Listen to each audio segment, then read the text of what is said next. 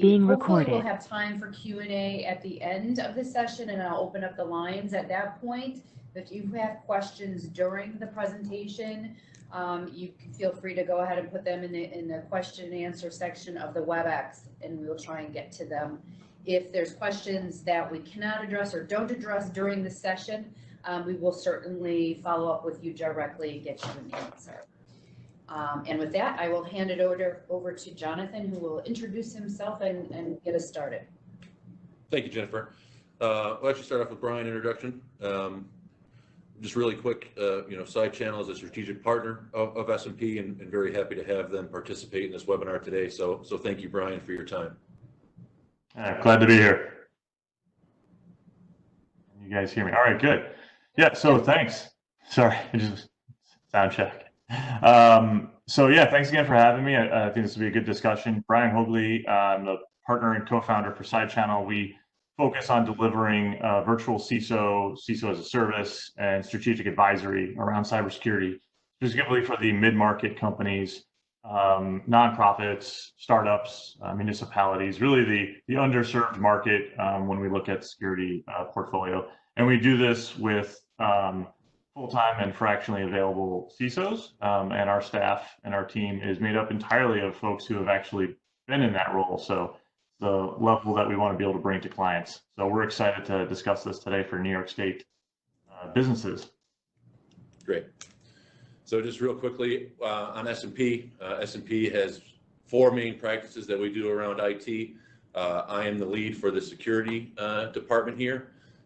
With partnerships like SideChannel and others, my focus on security is not necessarily just around technology, but more so how organizations can prepare themselves and be educated on these new regulations and compliances and new risks that are out there on a day-to-day basis. So with strategic partnerships like SideChannel, we're able to provide an interesting point of view to our customers that we work with. So into the Shield Act, one of the purposes of this webinar today, from my experience with working with local organizations, right, is just making sure that companies truly understand what the Act is all about, right? So the Act is requiring any company who works within New York State boundaries or does business within New York State and has New York State resident information to comply to the New York Shield Act. And we'll dive into kind of a very high level overview of what that Act looks like. And with Brian and myself, be able to kind of add some additional color in there as well. So who must be compliant here, right? So for the first time, we're starting to see these compliances spread out over a grander audience. So as I mentioned, right, all businesses within New York must comply, as well as any additional business present in New York. So anybody who has any kind of New York State residence PII information. It is important to note that there are some exceptions to the rule. So any organization of 50 employees or more, 50 employees or less than 3 million in gross revenue is out of the compliance regulations for the Act. So I wanted to make sure everyone was aware of that on the line as well. So within the Act, right, we're really starting to see data, right, and what these type of things mean to our organization. So for the people out there who participated in our data privacy seminar that we did a while back, right, it's kind of starting to come full circle. So within the Shield Act, there are 3 main categories around private information, right? The first is really what the change is. So gone are the days of just worrying about credit card information and, HIP information, which obviously still is part of this Act, but now we have to worry about any identifiable information. So phone numbers, people's names, driver's license numbers, right? It needs to be, you have to secure and protect this information for the first time in a different way than traditionally has been done in the past. So again, with privacy number 2 is username, email address, anything that can be put together to identify an individual is what we're really talking about here today. And then obviously number 3 again is going into the HIPAA information, right? So we're still covering the traditional data sources and data that we have always protected, but now adding on to that in a grander scheme. So again, another exception to the rule, right? Private information doesn't require anything that's already public knowledge or anything that's within government records.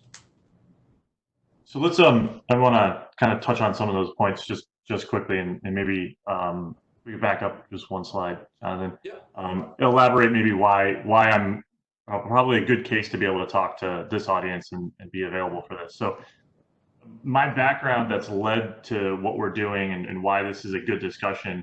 I did a substantial amount of work within the Department of Defense and the intelligence community around very protected data, around military healthcare data as well. And then I was recruited out of that to be the CISO for, and first vice president actually CISO for a Fortune 500 insurance company, which we learned, anybody has gone through the New York State Part 500, the DFS requirements, they would have seen these very similar requirements hit them, 2 years ago, and they've been living through that journey.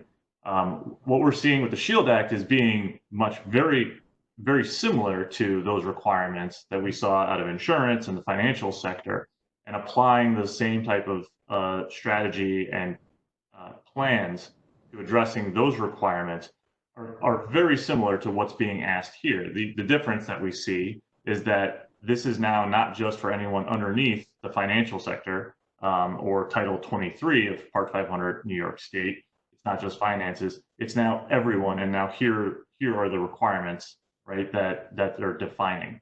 What's nice about if you've been through Graham-Leach-Bliley, HIPAA, or Part 500 of Title 23 for New York State DFS, you are already well on the road to be able to meet the Shield Act. If you're not, well, now's the time to start being able to identify and understand what is it that we're supposed to protect. And this is not very different from really core and foundational cybersecurity practices. You need to understand what information you have inside of your organization that is yours to protect, and not yours, such as customer data or employee data. This information, you really need to figure out how to classify what this is and understand where it is so that you can then put the appropriate controls later on. The rest of the act as it reads is very, what do you need to do? But unless you nail down this first component, you're not really realistically going to be able to apply the right controls that are financially feasible for your organization later on. And I guess another way to say that is, if you right size what it is you're supposed to protect in your organization, you may realize that you don't have to try to protect everything equally later on, because that's a much more costly endeavor. It's going to save you time and money if you take the time now up front to identify these 3 types of information and then work on protecting them based on how the Shield Act has defined them. Great, thanks, Brian. So what does this really all mean, right? How are organizations going to try to resolve this, right? And really start to come up with a strategy and a program to make sure that they're enforcing not only short-term what the Shield Act is requiring, but also to maintain that strategy and mindset moving forward, right? This is something that obviously is going to have to be continually reviewed and processed on not just a one-time situation. So what really can organizations do to make sure that, not only are they compliant now, but they'll continue to be compliant in the future? Right. So the first component is, do you have someone who's designated, at least one person designated to actually coordinate and build out the security program? What we've seen, the shift over the last 10 years was what we saw probably 20 years ago when IT emerged from telecom. We're now seeing security over the last 5 to 10 years emerge from IT. It's very difficult to be able to have that fox watching the henhouse situation where your IT leads, your CIO, your IT director is also the one who is the only one coordinating your program. Now, we understand that not all organizations are large enough to be able to have that, but if you have that luxury or if you have that ability to separate those roles, take advantage of it, because then you'll get independent views of what your risks are versus the operations that inherently have those risks. So either way, defining someone and having someone named to be able to coordinate the security program. And that can be either internal, that can be outsourced. It's an area that we've seen a lot of success in and working with clients on, but then focusing someone to actually then really lead the security program. It's not just a set and forget type of an approach. You really need somebody who's going to manage it like an ongoing operation, not just let's check the box, Bob over in networking or whatever is now our security lead, and hopefully he's going to be successful. It's a program, it's not just a checklist. Identifying the reasonably foreseeable internal and external risks. This goes back to that previous slide. First, identifying what your assets are, then identifying what are actual internal risks and external risks. This has always been a very interesting conversation I've had with people where they don't think that they have internal risks. You know, if you're of the mindset of, you know, all my people are good, no one can ever do wrong, I mean, I'm sorry, but you're selling yourself a little short. At the very least, accidents happen, and those are you know, put forth by people on your team. But sometimes you have malicious intent by internal people. Sometimes you have people who are disgruntled and leaving. So those are internal risks that you need to identify and practically wrap security around.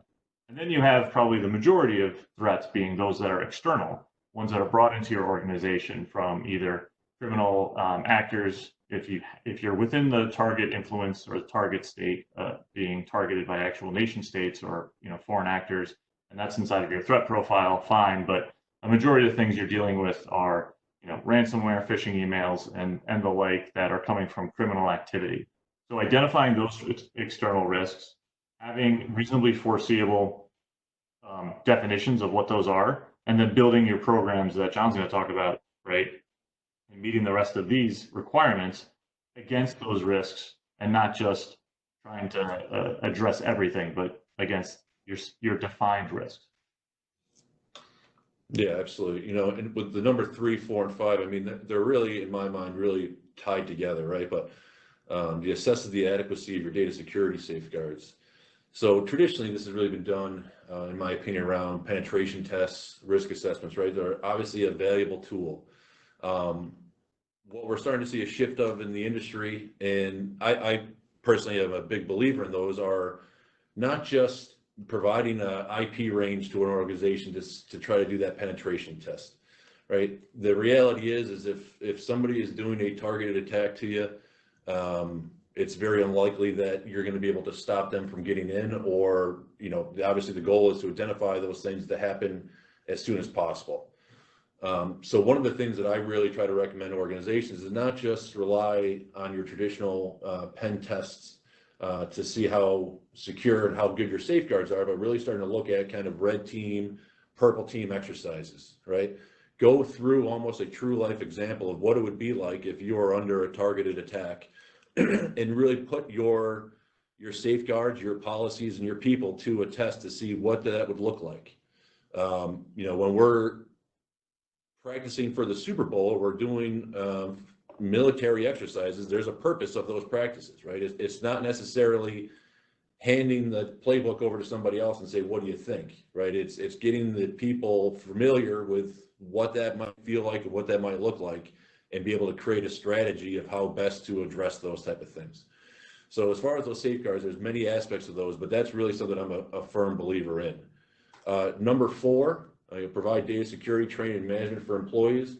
Again, that's something with these red team exercises, right? You're starting to see where your shortages are. I mean, obviously, one of the biggest challenges around data privacy are the end users, right? Where is that end user storing that protected information, whether it be PII information, PCI information, HIPAA information, right? If you have a policy in place to save it in this only one repository, but then somebody saves that to their desktop, or, you know, they save it in the wrong file share, which happens all the time, I see it every day, right? Then all of a sudden, then there's greater issues that now become of that. So proper training to your employees of where to store these type of things, right? What best to act for, and then also your traditional phishing and security trainings as well. It has to be a front and center part of your security program to make sure that your end users are as good as possible at identifying what needs to be done and what the internal policies are around data. Number 5 has been really interesting for my experience as of lately. We're starting to see a lot of more targeted attacks on smaller organizations now, right? Back in the day, it was trying to focus on the larger organizations, but now, obviously, with the new trends in technology and being able to have IoT devices that are managed by a third party, right? We're obviously seeing a shift in where that focus is coming from. So going after third parties that might have a direct line into a larger organization, thinking that the third party might not have as strong of a security safeguard as the larger organizations. So starting to see organizations now who have these pipes into these third parties start to move away from the traditional vendor management form of having that person essentially validate that they have the correct safeguards in place and signing and agreeing that they are compliant, to now organizations actually doing pen tests, right, on their third-party contractors, to not only have them sign that contract, but also kind of, you know, show proof in the pudding kind of deal of, all right, well, you say that you're able to protect yourself, so let's see where your vulnerabilities are. Again, I foresee that probably becoming more commonplace in the future. With how much more open organizations are and how we share data, right? It's going to be critical that the organization itself has a firm security practice, but also their partners do as well. Right. I've seen quite a bit of what's known as a supply chain hack within just the ecosphere as a whole, because again, the larger organizations they've spent the money, they've had the funding, they've had the runway to be able to secure their organization, their enterprise. What, you know, the downstream supplier is the one that's a little bit more susceptible, but has their hooks somewhat into the organization remotely. So if I can't get into the front door as an attacker, I'm going to try to get in the easiest way possible. So that's, you know, it's definitely an area to take a to kind of keep in mind who you are, who you're connecting to. You have a responsibility, obviously, to your customers, your upstream that you're accessing. I would say that the last point, you know, adjusting your data security program in response to changing circumstances. Again, to my first point, this should be treated as a living, ongoing process, continually being involved, continually being monitored, and adjusting for when you see one type of activity, making changes to your environment, making changes to your infrastructure to be able to account for those. One part that I think is lost on folks is and I think we talk about it in a second on how to respond to data breach, but getting ready for the unfortunate event or a breach and getting yourself prepared for and understanding your environment enough so that you can quickly respond to either an incident or an event or some level of incident, however you really want to classify that.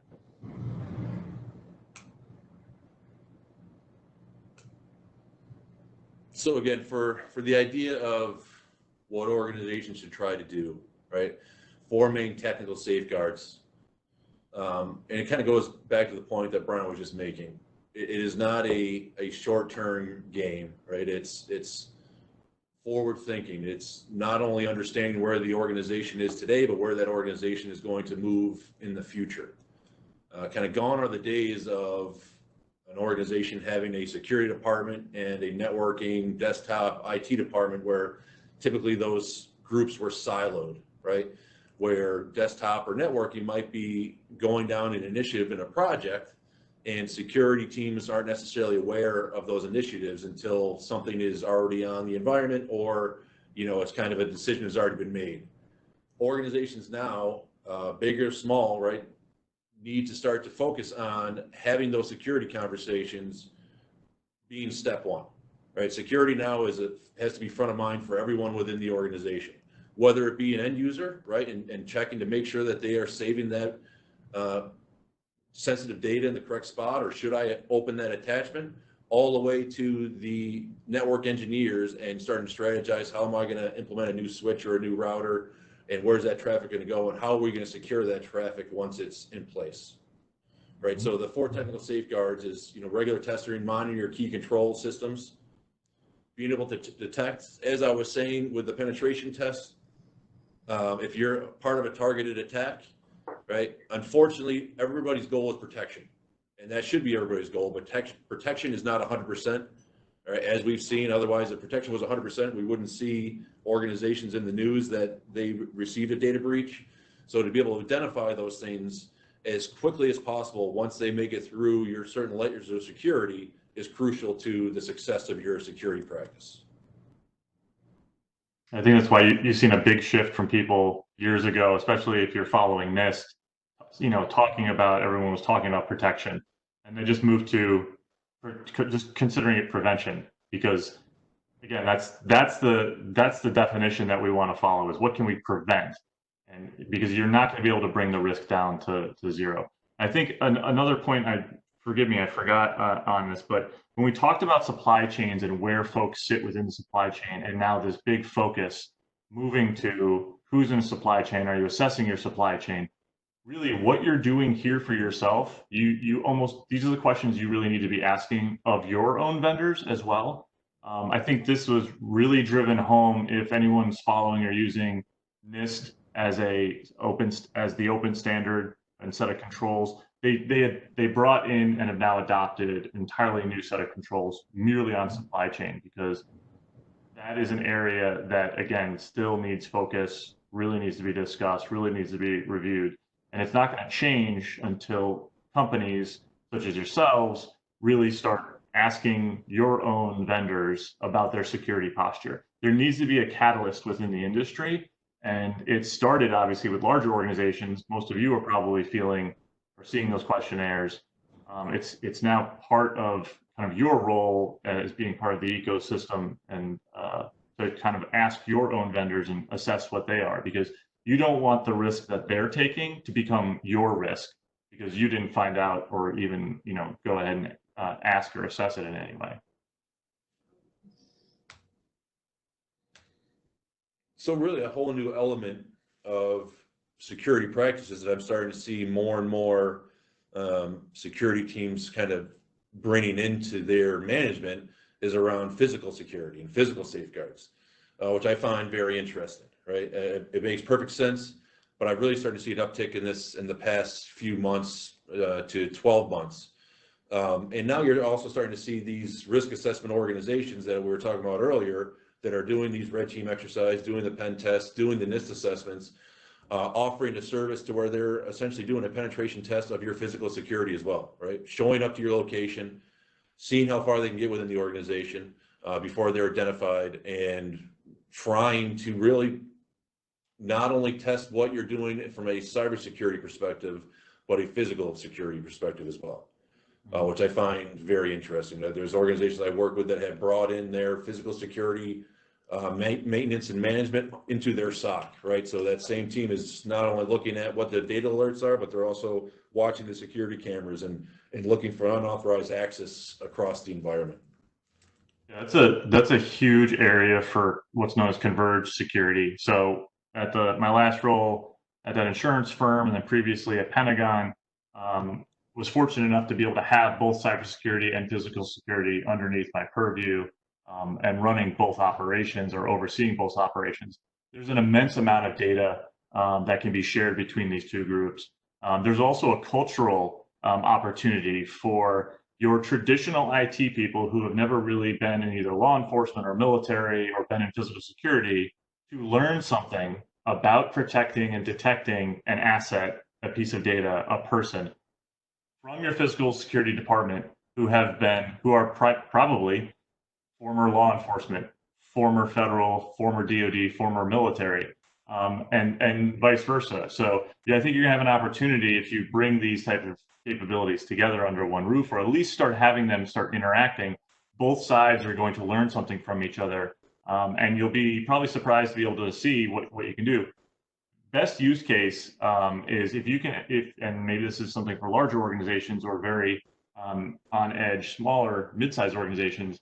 But a perfect use case is if you can take badge data of people coming into the building and marry that with VPN or network traffic of people logging in, you could be able to identify when somebody is trying to access your systems and it looks like from the outside of your network or the outside of your organization, and it looks like they had just badged in.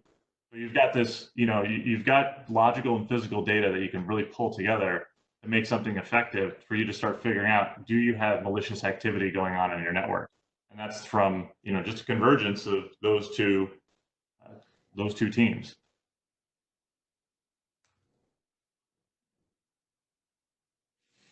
So the component around providing notice, the regulation is clear that you need to be able to do this within a time frame. It's got to be communicated directly to those that are affected. I think the larger component here for folks to understand is not the regulation of the timelines, but it's getting ready for when you need to do this. Figuring out or preparing yourself for when you need to or how you need to communicate to either affected stakeholders, regulators, other states, and such. You should not be doing that when you need to, right? The time is not when you have a breach or when you have an incident to start figuring out, okay, how am I going to communicate this to people? What are my resources? Does legal need to be involved? Do we need to tell the leadership? Do we not tell leadership? Those things all need to be worked out like muscle memory or just training well beforehand. So implementing a written incident response plan and identifying the key roles within the organization of who's who, what are your responsibilities, what are the expectations, and then who's running your breach response, who's running your crisis management. Are you using external counsel for any type of communications? Are you using them to secure your incident response team or your IR plan? Do you have insurance that's being covered? Are the tools and the vendors that you're bringing in covered by your insurance? Again, not the things you want to be figuring out in the heat of the moment. So take the time, the best time to train for war is during peacetime. Take the time now to figure out what it is that you have, build out your plan, identify the key resources, the key roles, make sure that they all understand it, make sure they understand and have read your plan. Try to tabletop it if you possibly can. Identify all these nuances because the tabletops and the practicing will let you work through the mistakes you will inevitably make so that when the time does come and something does happen, you're better prepared, everybody's on the same page, and you're all kind of marching towards the eventual closure, quarantine, containment, and then recovery of your operations back to good. The last component on this is by not doing those, and if you had or suffered a breach, an outside regulator is not kindly going to look at your lack of preparation when you try to make your case as to what it is that may or may not be imposed by New York State or another state regulator because of the incident. So take the time, take the reasonable precautions, put forth the effort now, and just kind of get yourself ready and prepare yourself, and then practice it, with whatever time you feel is reasonable. If it's quarterly, if it's twice a year, but at least annually, try to work through your process and see if you can make it better or just plug it in the gaps.